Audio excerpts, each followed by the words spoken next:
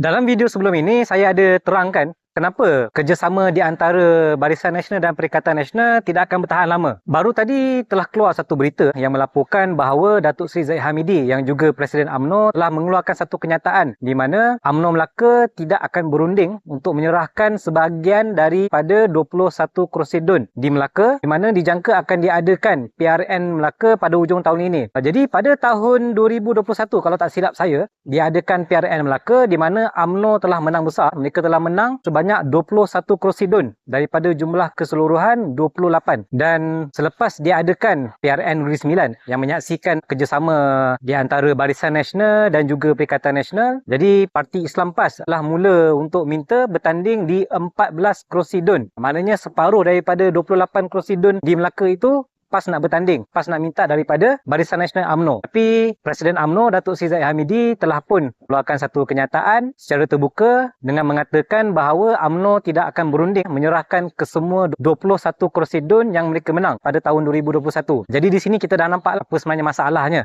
Okay, kita dah nampak di mana UMNO tidak akan bertoleransi untuk menyerahkan kerusi yang mereka menang pada PRN yang lalu. Tapi ramai tak faham kenapa Parti Islam PAS berani untuk demand untuk bertanding di 14 kerusi DUN. Apa mereka minta? Kenapa Parti Islam PAS telah minta daripada Barisan Nasional untuk bertanding di 14 kerusi DUN di Melaka? Okay, ini kerana pada PRU 2022 diadakan pilihan raya umum di peringkat persekutuan, UMNO tidak memenangi satu kerusi pun, satu kerusi parlimen di Melaka. Melaka ni ada 6 kerusi parlimen, mana 3 dimenangi oleh Perikatan Nasional dan 3 lagi dimenangi oleh Pakatan Harapan. Jadi di sini PAS merasakan bahawa mereka ada hak untuk menuntut bertanding di separuh kerusi DUN di Melaka, iaitu semuanya ada 28 dan mereka minta bertanding di 14 kerusi DUN. Jadi di sini kita dah boleh nampak apa sebenarnya yang sedang berlaku.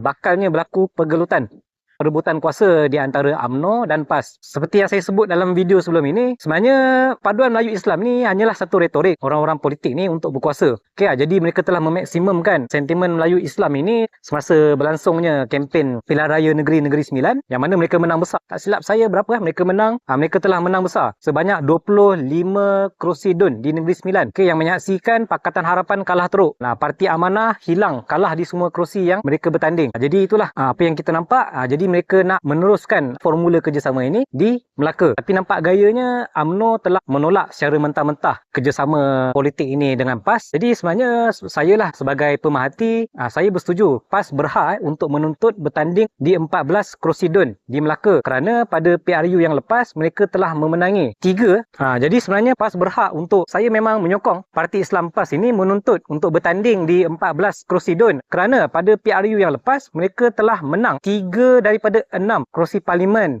dalam PRU umum pada tahun 2022 di negeri Melaka. 3 kerusi parlimen itu 1 PKR dan 2 DAP, yang mana 3 lagi dimenangi oleh Perikatan Nasional. Kerana itu PAS berasakan mereka berhak untuk menuntut bertanding di separuh daripada 28 kerusi DUN dalam PRN Melaka yang akan diadakan tidak lama lagi. Jadi itulah apa yang kita nampak sebenarnya perpaduan Melayu Islam kerjasama di antara UMNO dan PAS ni sebenarnya ia tidak ikhlas kerana UMNO pun nak mempertahankan jumlah kerusi DUN yang mereka menang dalam PRN Melaka yang lalu. Jadi sekarang kita dah boleh nampak bibit-bibit, bukannya bibit-bibit perpecahan, tapi dah nampak sebenarnya ada satu power struggle di antara UMNO dan PAS. Jadi kita sama-sama nantikan apa sebenarnya yang akan berlaku. Kita tengok, kita perhatikan adakah kerjasama di PRN Negeri Melaka ini boleh diulang seperti apa yang telah berlaku dalam PRN Negeri Sembilan. Jadi kita sama-sama nantikan dan setakat itu saja video saya. Jangan lupa untuk komen, like dan subscribe. Sekian, terima kasih.